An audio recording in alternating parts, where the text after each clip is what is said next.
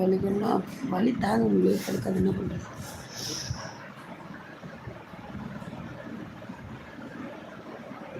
கடவுள் எப்படி சோதிக்கும்.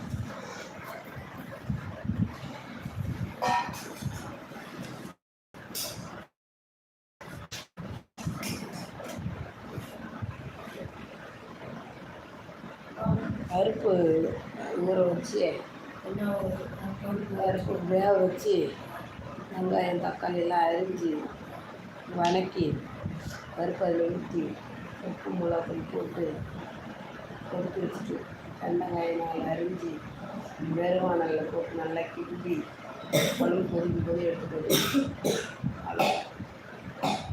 பால் பீசுறதும் சோறு பொங்குறதும் தான் என் வேலை. செத்தாலும் யாரும் பார்க்க மாட்டாங்க.